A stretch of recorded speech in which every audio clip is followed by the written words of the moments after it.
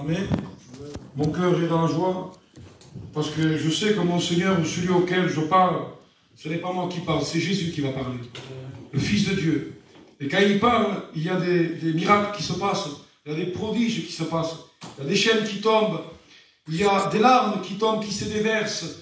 C'est une chose extraordinaire. Et je vous invite ce soir tous à écouter la parole de Dieu.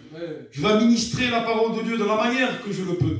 Je suis qu'un homme, et je proclame le Dieu tout-puissant éternel qui vient à mon aide, qui me fasse grâce ce soir.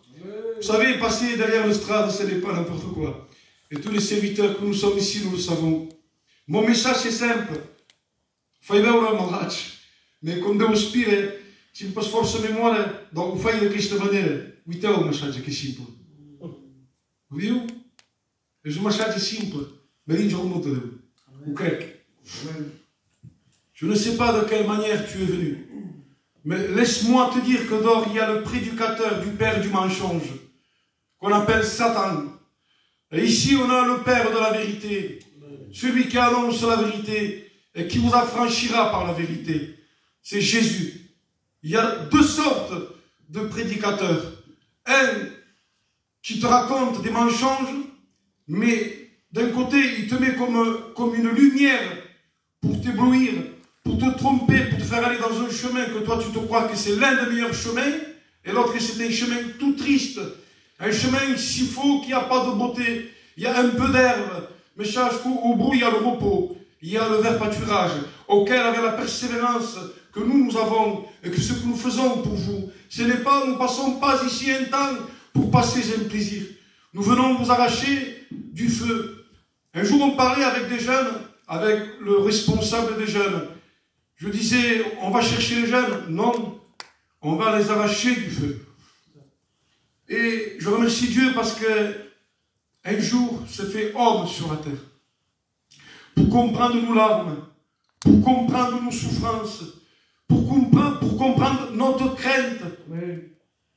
Et on va le voir dans le livre de Matthieu, au chapitre 4, au verset 1. Alors que Jésus fut amené par l'Esprit dans le désert, pour être tenté par Satan, l'ennemi de nos âmes, Jésus passe dans ce désert. Pendant 40 jours, il jeûna, et 40 nuits, il jeûna.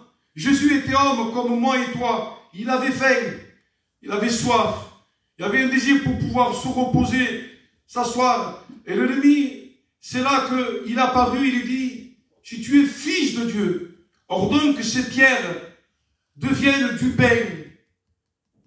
Et l'Éternel le prend avec la parole. Il est écrit, l'homme ne vivra pas seulement que de pain et de toute parole qui sort de la bouche de Dieu. Le pain de ce monde, c'est le pain du monde. Mais le pain que je te présente, c'est un pain éternel, auquel lui ne cesse pas. Il reste toujours frais. Mais le pain du monde, lui, il sèche. Il n'y a plus de goût. Il devient sec. Car au moment où on se fait mal aux dents, parce que les choses du monde, ils te croient que te faire du bien, mais en fait, blesse l'intérieur de ton corps. Mais Jésus, non, il veut restaurer ton âme, il veut restaurer ta vie, il veut restaurer ta maison, il veut restaurer ton foyer, il veut te tendre la main. Au moment que tu pars, tu t'échappes, ou tu ne sais pas où aller. Satan, encore, il le tente. Regardez comme quoi il est osé. Regardez comme Satan, il est tellement osé. Il prend le Fils de Dieu, le prend dans la ville sainte, et il le plaça en haut du temple. Et il dit, jette-toi si tu es Fils de Dieu. Et l'ennemi le prend avec la parole aussi. Parce qu'il faut comprendre qu'il a été créé à côté de la parole. Il connaît la parole par cœur. Et il le prend avec ce mot. Il lui dit, si tu es fils de Dieu, jette-toi en bas, car à ton sujet, il donnera à un ordre que des anges te prennent dans ta main de peur, que ton pied touche une pierre qui heurte ton pied. Je m'explique à ma manière, mais la manière qu'on va faire, on pourra l'engager mon fils, mais c'est bien que nous, et il dit que adora simplement con tu Deus. Simplesmente tentar as paz do teu Deus e o teu Senhor. tu ne tenteras pas ton Dieu, ton Seigneur. Et là, il le transporte dans une montagne encore plus haute que cela. Il le transporte pour lui montrer tous les royaumes qu'il y a sur la terre, toute la beauté qu'il y a sur la terre. Et il lui dit, comme cela, si tu te prosternes et que tu m'adores, tu auras tous ces royaumes, tout ça sera à toi. Et là, Jésus prend l'autorité, parce que c'est un Dieu d'ordre, c'est un Dieu d'autorité, un Dieu d'amour. Oui. Retire-toi, Satan, tu aimeras ton Dieu, tout ça, il est écrit, et tu le serviras lui seul. Alors lui, il est passé par ce désert. C'est là que je voulais en venir. Il ne pouvait pas venir te chercher dans un désert s'il n'aurait pas passé par ce désert-là. Et moi, je veux te parler d'un désert auquel peut-être tu te trouves, toi. C'est un champ de mine. Un champ de mine dangereux. Que tu es aveugle. Tu es aveuglé par cette poussière du monde qui a sur tes yeux à toi. Et tu es abandonné dans un côté, isolé dans un coin, avec le vent contraire qui souffle contre vous, contre toi. Le vent parfois te fait changer, te fait dévier de direction. Et dans le livre de Luc, au chapitre 15, au verset 4, il est dit, quiconque il a 100 brebis, qui délaisse les 99 justes pour le mettre dans les hauteurs, à la sécurité, pour aller chercher celles qui les égaraient.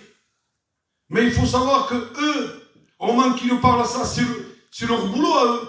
Ils ne pouvaient pas délaisser ces brebis-là. C'était leur gagne-pain. Donc, Jésus leur parle de cette manière-là. Il délaisse les 99 justes pour aller chercher celle qui est dans le désert. Satan veut te mettre un désert, des mirages. Mais sache que tu n'es pas Jésus. Si tu vas tout seul dans ce désert, comment feras-tu pour combattre? Comment feras-tu pour arriver dans ce désert-là? Jésus, il l'a pu parce qu'il est fils de Dieu. Et toi, tu es dépendant de toi-même, avec un peu de monnaie dans ta poche, avec une compagnie que tu vas, peut-être tu vas, on est que des garçons, ici on peut parler librement, peut-être que tu te prends de la drogue, ou de la drogue un peu intense, et tu te mets avec 4 copains, tu vas dans une discothèque, ou tu sors peut-être dans un concert, et tu te crois énorme parce que tu sors 2 bouteilles, et ils te flattent, ils sont en train de taper de main, en voulant dire tu es quelqu'un, mais quand tu entres chez toi, c'est qui déverse les larmes? C'est toi ou c'est tes amis? C'est toi qui connais la souffrance ou c'est tes amis? Non, c'est toi qui souffres. C'est toi qui souffres dans ce désert. Mais laisse-moi te dire qu'il y a un homme qui veut venir te chercher. Il va venir dans ce désert. Malgré la tempête qu'il y a, qui souffle, mais lui, comme il gouverne toutes choses, qu'il est maître de toutes choses, il cesse les tempêtes qui viennent face à lui pour venir te chercher. Il n'y a aucun problème tu peux contrer Jésus. Si toi, tu es là, c'est pour une bonne raison, pour recevoir son mot ce soir. Et au moment qu'il apprend, j'imagine qu'il la met sur ses épaules. Et tout ce sable qu'il a, la brebis qu'il a sur ses épaules, il m'a pensé à moi, j'imagine, il déverse comme un peu d'eau, mais un eau spéciale, je dirais comme de l'huile, l'esprit, pour que le voile tombe, pour que les écailles tombent, pour que ta vision soit plus claire, pour que tu sois plus trompé par l'ennemi. L'ennemi te trompe l'homme depuis 6000 ans. Tu es aveuglé, mais tu t'aperçois pas. Tu es dans un champ de feu. Tu es en train de brûler vive sans le savoir. Ton âme gémit à l'intérieur de toi. Et il y a ce repos merveilleux qui t'attend. Ce repos auquel je te présente, c'est Jésus. Et au moment de cela, c'est pas la peine d'avoir des belles prières. C'est pas la peine d'être un homme qu'on fait de longues prières, ou qu'on est quelqu'un, ou qu'on doit se mettre à genoux. Non, non. Simplement, un soupir, une simple larme, et tu fais déplacer le roi des rois. Le roi des rois se déplace parce que tu es son point faible ce soir. Tu es sa folie ce soir. Ces larmes auxquelles il sait lire les langages des larmes. Il les regarde précieusement. Et il dit non, c'est moi qui vais intercéder pour lui. C'est moi qui va prier. On a l'exemple qu'il y a un homme qu'on appelle le pharisien et un qui s'appelle le publicain. Ils montrent les deux ils montent en même temps au temple. Un il se croit supérieur à l'autre. Un il prie debout. Et à l'intérieur de lui, il dit, je ne veux pas être comme ces hommes comme ces hommes ravisseurs, injustes et adultères. Je paye la dîme et je jeûne 2 fois par semaine. Le publicain, lui, il avance tout simplement, sans oser de regarder même le ciel. Et il dit, apaise-moi, Seigneur. Apaise-moi simplement, en se tapant à la poitrine. Vous savez que dans votre poitrine, en tapant, il y a une misère que vous devez aller chercher au plus profond de vous. Il y a un remords auquel vous ne pouvez pas. Il y a un grand chagrin. Il y a des larmes versées. Mais reviens à Dieu. Viens à Dieu. Peut-être qu'il y a un rétrograde, peut-être qu'il y a ceux qui ne connaissent pas la parole de Dieu. Mais je t'invite, s'il te plaît, répands-toi. C'est notre message aujourd'hui. Mon message, c'est que tu sois répandu devant Dieu. Que tu ailles venir avec ta misère devant la croix. Pleure devant la croix. Je t'en supplie. C'est une chose merveilleuse, ce qu'on vit nous, les chrétiens. Même qu'on n'a pas d'argent. Même que si derrière on se croit qu'on n'est pas attaqué, on reçoit chaque jour. Crois-moi, j'ai déversé des larmes déjà. Chaque jour, je déverse des larmes. Je pleure, j'ai mon combat à moi. Mais quand on est là derrière, on est la cible numéro 1. Mais on se plaît faire la volonté du Seigneur. Et le publicain, lui, il a grâce. Sois comme ce publicain, je t'en supplie. Ne sois pas dans cette manière-là. Le salut est pour tout le monde. Il n'est pas que pour moi seul. Parce que je ne mérite rien.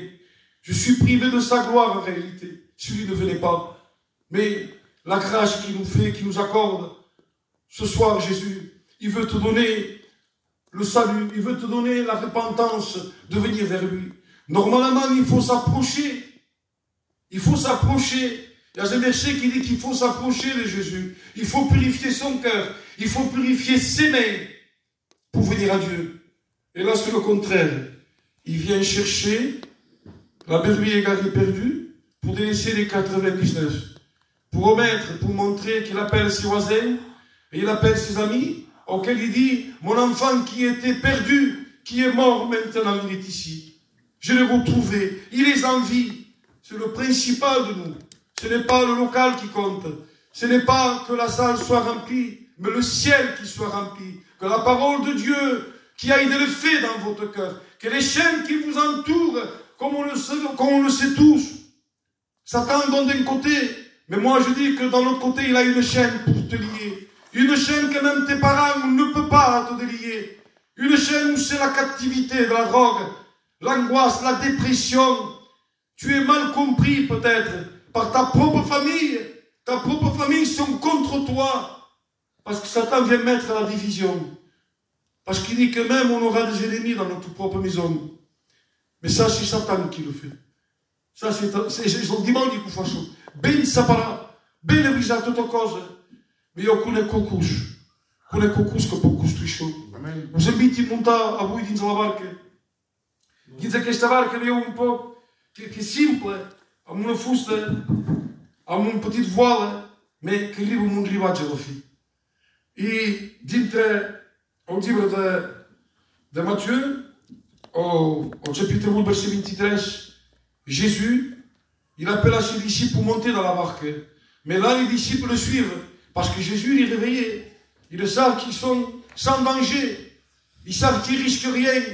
Mais au moment qu'ils montent, il y a une grande tempête qui se lève contre eux. La barque est en train d'immerger de l'eau dedans. Et ils commencent à paniquer parce que le maître il dort. Ils n'osent même pas de le réveiller. Mais ils vont pourtant le réveiller. Ils savent que Jésus, ils savent que l'Éternel des armées, celui qui garde vos enfants, vos foyers, vos maisons, il ne sommeille, il ne dort, celui qui garde Israël. Alors comment il peut douter de cela? Ils le réveillent, ils disent, Maître, sauve-nous, nous périssons. Et Jésus lui dit, homme de peu de foi, en se levant, en menaçant le vent et la mer. Et la mer se tait. Le vent se tait. Ce soir, peut-être, il y a des vagues qui veulent t'immerger. qui veulent te noyer. Mais je t'en supplie, reste dans la barque. Ne regarde pas le danger à côté. Si tu regardes à droite, à gauche, c'est normal que tu auras peur. Mais fixe la croix. Quand lui il s'est mis devant, quand lui il s'est mis, j'en suis sûr, et certain, quand il a pris le relais de ses disciples, quand il prend le relais de ta vie ce soir, il prend le contrôle de ta vie ce soir, les vagues se sont abaissées. Le vent, c'était parce qu'il a donné un ordre au commencement. Il a mis les étoiles à sa place. Il a mis la lune à sa place, le soleil, la terre, la mer.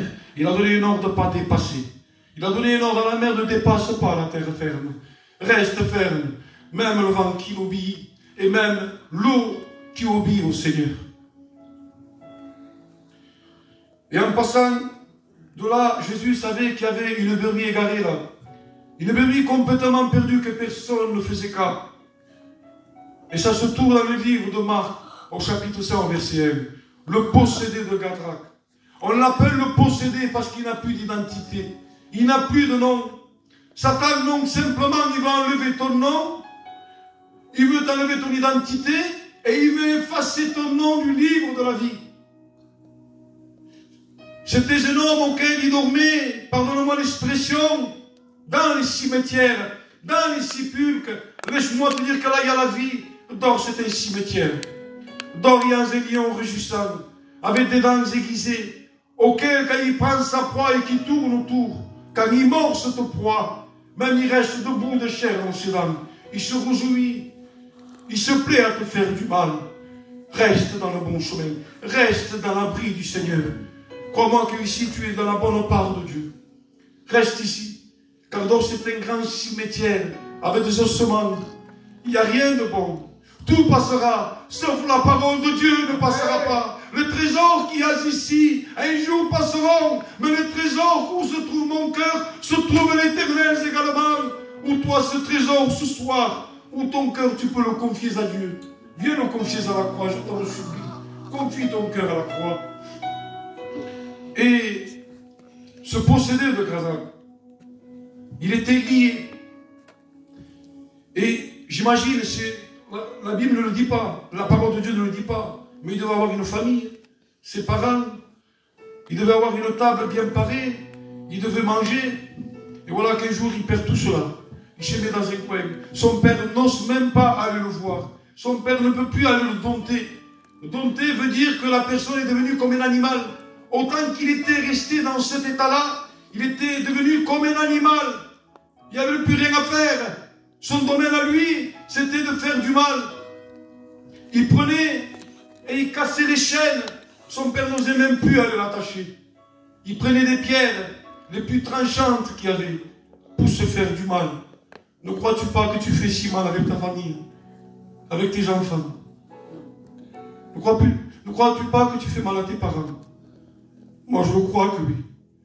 Crois-moi que, comme moi, j'ai vu mon fils là, qu'il est là, je suis content parce que ça, c'est le fruit de la prière. Je prie chaque fois pour que mon fils vienne un jour écouter la parole de Dieu. Je ne pensais pas qu'il viendrait m'écouter, parce qu'il a honte. Mais il est venu, parce que c'est le mot de Dieu ce soir. Et je le crois.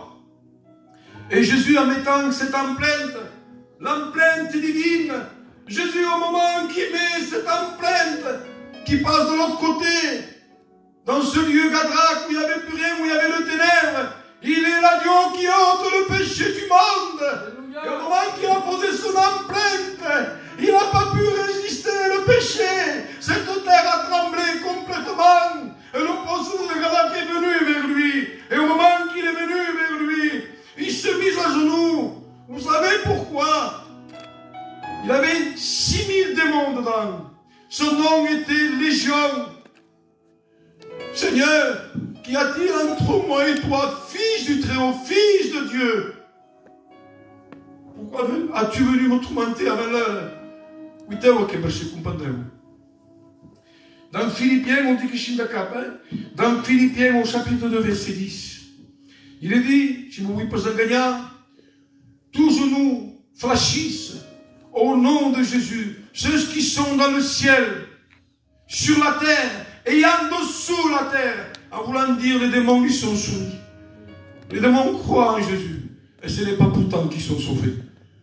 Crois-moi, mes amis, C'est une chose merveilleuse. Et ce n'est pas fini ici. Au moment qu'il est à genoux, Dieu va faire le travail, il fait le travail, il ne fait pas le travail à moitié. Il fait le travail à la perfection.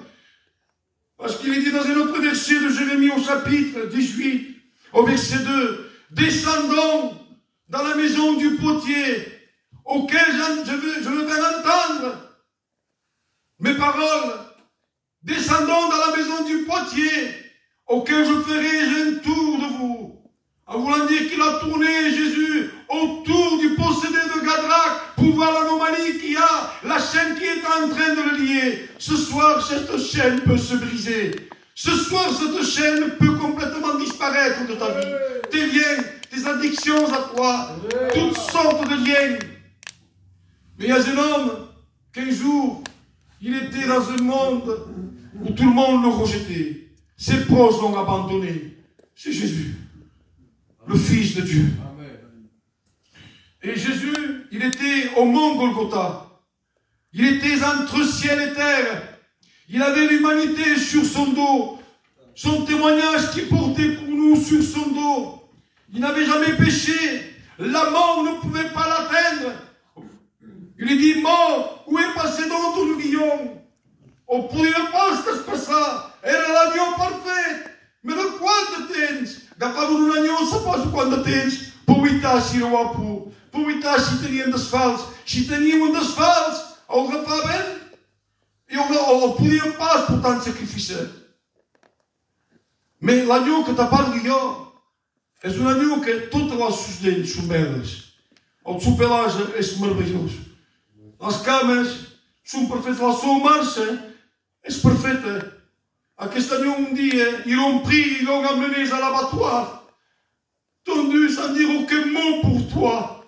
L'agneau qui ôte le péché du monde. Et voilà que Jésus, ils l'ont transpercé ses mains avec des clous. On sait que ce n'est pas les clous. Ce n'est pas le clou qui retenait Jésus. Mais c'est vous, ce soir, que vous êtes ici. C'est vous. C'est l'amour de Dieu qui l'a retenu. Vous savez pourquoi? Parce qu'il n'aimait pas donc celui qui vient à lui. Il ne veut pas la perte du méchant. Viens dormir sur son torse. Viens écouter le bruit de son cœur, la résurrection et de la vie, comme le faisait Jean, le plus jeune d'entre eux. Il ne pouvait pas. Era obrigado a sentir. Cada nit dormia Jean sobre Jésus, perquè sentia una assurança. I jo també tinc encara aquesta assurança nit. Ces pieds qui ont été transpercés pour qu'il marche à ta place. Ce n'est plus toi qui marche, mais c'est lui qui marchera pour toi. Son côté, sa couronne qu'il a transpercé sa tête, vous savez pourquoi? Era pot transperçar per moure col sant culi, perquè les épines que tinguis a tu, que siguis un champ d'épines, non seràs més un champ d'épines. Tu sauras la maison et l'habitation de Dieu si tu acceptes ce soir Jésus. Il viendra habiter dans ta maison ce soir, avec toi dans la chambre du secret dans ton cœur. Et son côté transpercé, vous savez quoi? Pourquoi son côté a été transpercé? Ça me fait rappeler au commencement de tout. Où il y a Ève, quand il sort de son côté, d'une côtelette, il sort la femme. Parce qu'il est agréable, parce qu'il sort à côté de son cœur.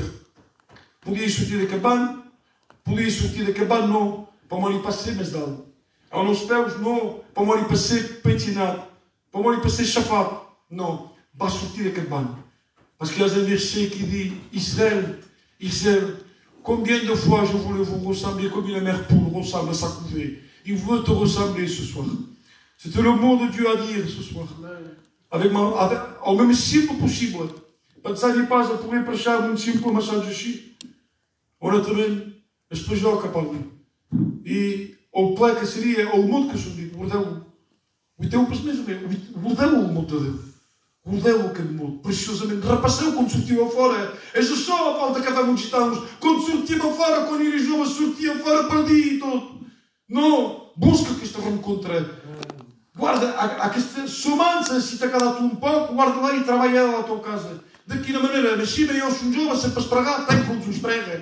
Per què no? És fort que diuen, no, prega. Comença un poc a llegir, com diu així, un petit verset te demani per sota la nit, un petit verset, i vas que la tua vida canviarà. Que Déu ho beneixi, i vai deixar el pastor responsable, no ho fazer.